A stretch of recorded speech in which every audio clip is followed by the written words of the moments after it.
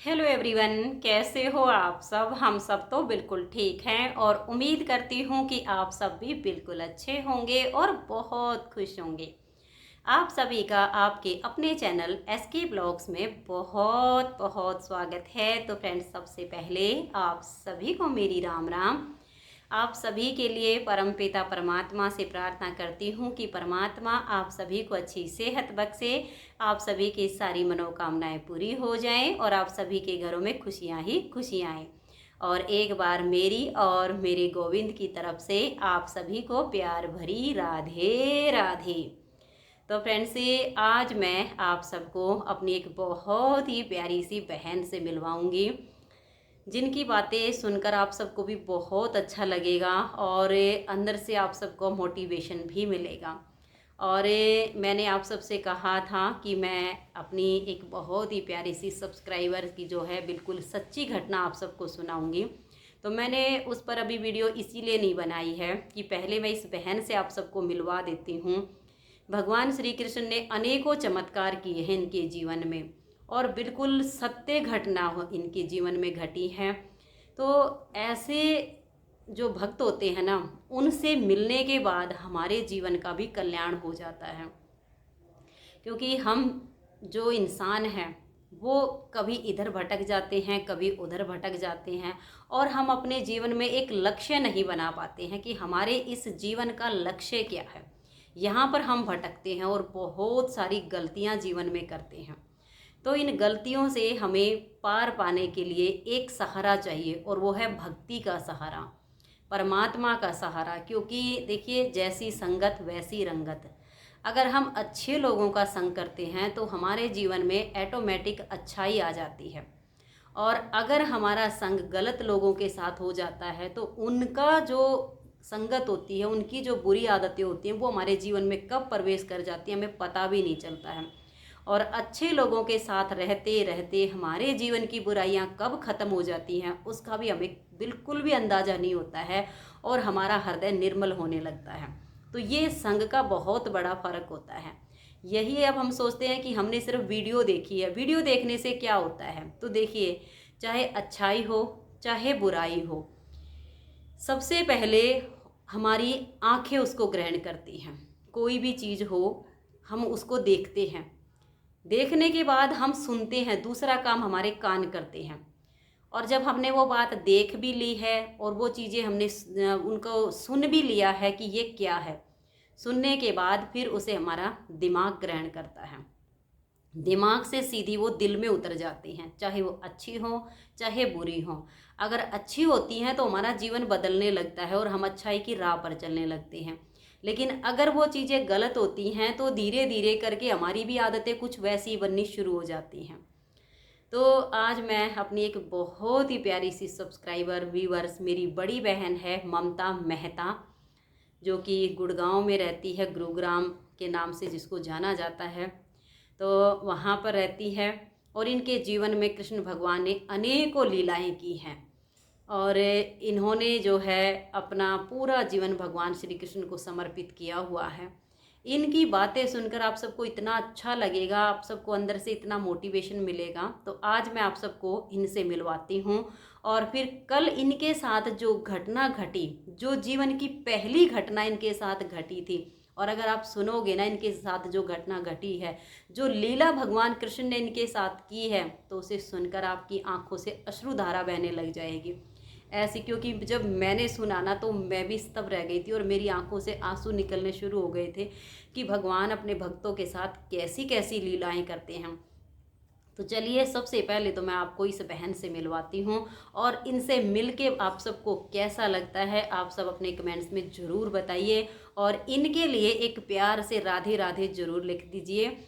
क्योंकि अच्छे लोगों का संग भाग्य से मिलता है, बुरे तो हमें पग पग पर मिल जाएंगे, लेकिन अच्छे लोग, अच्छी शिक्षा देने वाले कहीं कहीं मिलते हैं, जिससे हमारे जीवन का कल्याण होता है। तो चलिए, मिलिए मेरी इस बहन से। जय श्री कृष्णा। आज मैं फिर आप सबके समक्ष आई हूँ और आज का मेरा टॉपिक रहेगा ईश्वर सर्वव्यापी है। ये हम लोग अक्सर सुनते हैं और कहते भी हैं कि ईश्वर सर्वव्यापी है। तो मुझे कुछ बातें जो हैं, जो हम सभी महसूस करते होंगे ज़िंदगी में, तो फिर अगर ईश्वर सर्वव्यापी है, अगर हम इसको मानते हैं, तो ये ऐसा क्यों होता है? पहली बात कि जब हम कोई अच्छा काम करते हैं, किसी की प्रशंसा करते हैं, किसी के लिए हेल्प करते हैं, या फिर हमने मान लिया किसी मंदिर में पंखा दान कर दिया, कूलर दान कर दिया, तो हम अक्सर देखते हैं कि उस पे नाम लिखा होता है कि जो है वो इसने इसके उपलक्ष्य में ये दान दिया, तो हम उसका ढिंढोरा पीटते हैं। दूसरी बात कि जब हम कोई गलत काम करते हैं, किसी को अपमान करते हैं, प्रताड़ित करते हैं, या उसका शोषण करते हैं, या हम किसी की निंदा चुगली करते हैं, जो कि बहुत कॉमन है, तो उसके बाद हम उसका ढिंढोरा तो नहीं पीटते कि हमने आज जो है वो निंदा करी है, उसका अपमान किया है, उसका दिल दुखाया है, और फिर हम ये चीज़ भूल जाते हैं।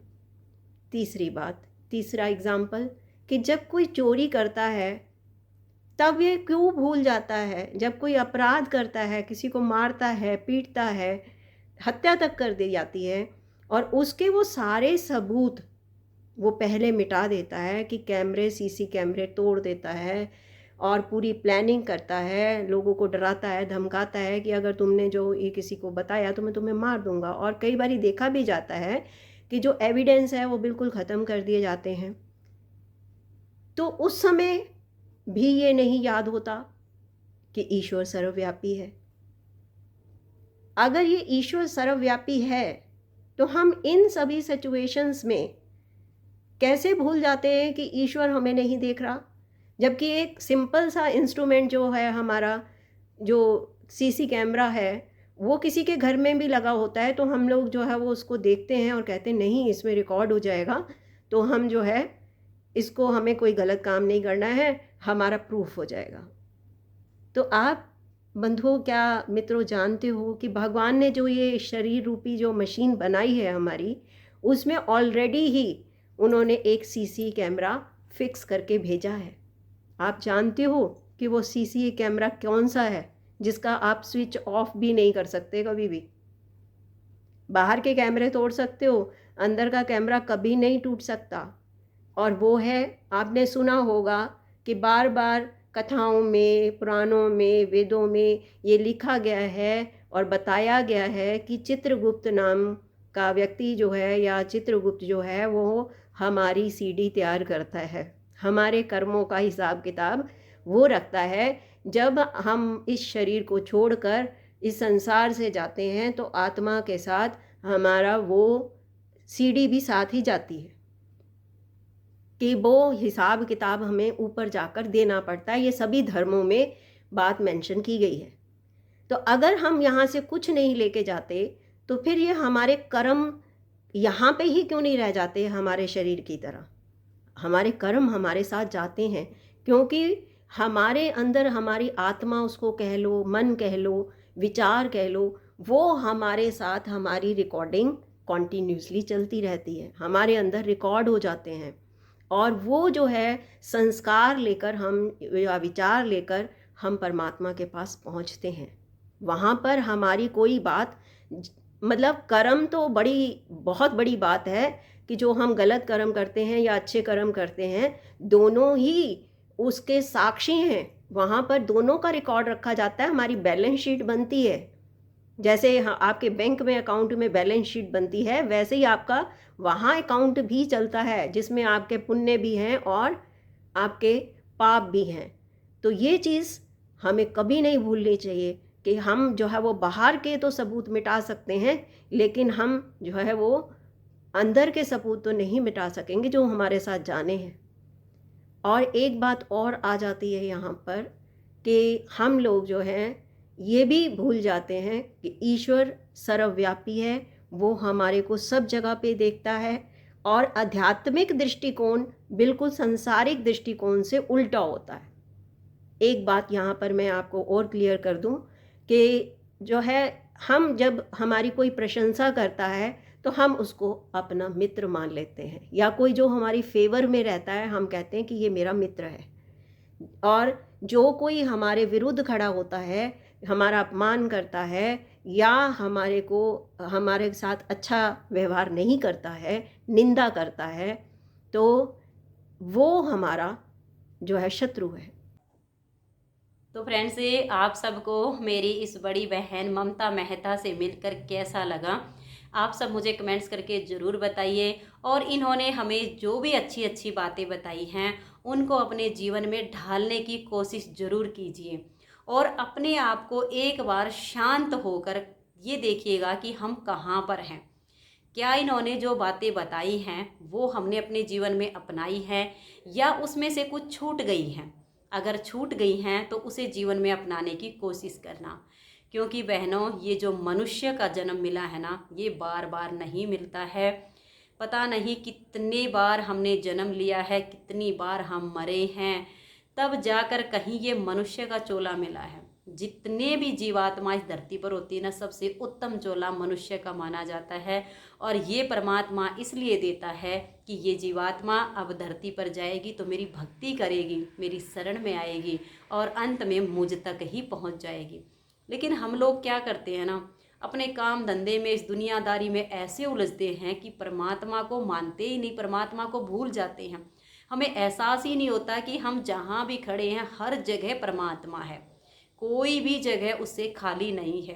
कहीं भी जाओ वहीं पर वो उसके साथ होता है, उस जीवात्मा के साथ। बस उसको पुकारने की देर है। और पुकारिए हृदय से। जब हम उस परमात्मा को हृदय से पुकारते हैं ना, जब हृदय से करुण पुकार निकलती है तो वो हमारे अंग संग खड़े होते हैं। लेकिन हमारी कमी यही होती है कि हम जब भी कोई गलत काम करते हैं ना, तो हम भूल जाते हैं कि हमें परमात्मा देख रहा है। उसमें सबकी बात आती है। क्योंकि ये जो मनुष्य का जन्म है ना, ये बहुत मुश्किल से मिलता है। और हमारे जैसी जैसे गृहिणियाँ हैं, हम पर जिम्मेदारी घर गृहस्थी की बहुत होती है। ये बात मैं अच्छी तरह से जानती हूँ। सुबह से शाम कब हो जाती है कुछ पता ही नहीं चलता। तो हम सोचते हैं कि भक्ति करने के लिए तो खाली होना ज़रूरी है, टाइम चाहिए। नहीं, भक्ति करने के लिए ऐसे किसी टाइम की आवश्यकता नहीं है। कहते हैं कि हथ कारवल और दिल यारवल। इसका मतलब ये होता है कि अपने हाथों से काम करते रहिए, अपने घर परिवार रिश्ते नातों की जो जिम्मेदारियां हैं उनको खुश होकर निभाइए, ताकि इसी जन्म में ये जितनी भी आत्माएं हैं ना, ये पूर्व जन्म में हमारे जो कर्म है ना, उनके अनुसार इनसे हमारे संबंध जुड़े हैं। तो ये सारे रिश्ते नातों से ये संबंध इसी जन्म में पूरे हो जाएं और हम अपनी इस जीवन लीला को पूरा करते हुए गोविंद के धाम तक पहुंच जाएं। और दिल यारवल का मतलब होता है कि देखिए, काम हाथों से करना है, दिल से या दिमाग से या जिह्वा से नहीं करना है। तो हमें दिल में ईश्वर की याद बनानी है, जिह्वा से ईश्वर का गुणगान करना है, भजन करना है। अब कुछ को लगता है कि भजन का मतलब होता है कि हम जो गीत गाते हैं वो भजन होता है। नहीं, भजन का मतलब होता है सिमरन करना। सिमरन का मतलब होता है गोविंद के नाम जो होते हैं उनको मन ही मन गुनगुनाते रहना, मन ही मन गुनगुनाते रहना। जब हम बार बार उस गोविंद के नाम को याद करते हैं ना, उसको पुकारते हैं, तो फिर हमारी एक आदत बन जाती है और हम उसी में लीन रहने लग जाते हैं। तो हमारी भक्ति इस तरह से हो जाती है, हमारा काम भी हो जाता है। हमें काम छोड़ के भक्ति करने की ज़रूरत नहीं है। तो आप सबको मेरी इस बहन की बातें अगर अच्छी लगी हो ना, तो उसे जीवन में ज़रूर अपना लेना।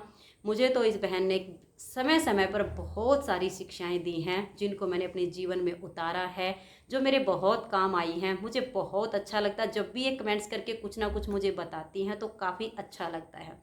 तो आपको इनसे मिलकर कैसा लगा ये बता देना। और कल मैं इनके जो जीवन में कृष्ण कन्हैया ने लीला की, पहली लीला जो की ना, वो बहुत अद्भुत की है। तो उस लीला का जो मैं बताऊंगी, इनके साथ कैसी लीलाएं घटी हैं, इनके साथ क्या क्या किया है मेरे कृष्ण कन्हैया ने। तो जैसे मेरी आंखों से अश्रु निकल रहे थे ना कि सुनने के बाद, आप लोगों के भी आंसू नहीं रुकेंगे। और आपका जो अगर किसी का मन थोड़ा बहुत भी डगमगी हो जाता है ना कि परमात्मा नहीं है, मंदिर में जाते हैं वहाँ केवल मूर्ति होती है, भगवान नहीं होते हैं, तो वहाँ पर आपका विश्वास बिल्कुल दृढ़ हो जाएगा। तो आज की इस वीडियो में इतना ही। मिलते हैं नेक्स्ट वीडियो में, तब तक के लिए आप सभी को मेरा प्यार भरा नमस्कार। राधा स्वामी, राधे राधे, जय श्री राधे, बाय बाय। खुश रहिए और आप सब अपना अपना ध्यान रखिए। और एक बार फिर से मेरी और मेरे प्यारे से गोविंद की तरफ से आप सबको प्यार भरी राधे राधे।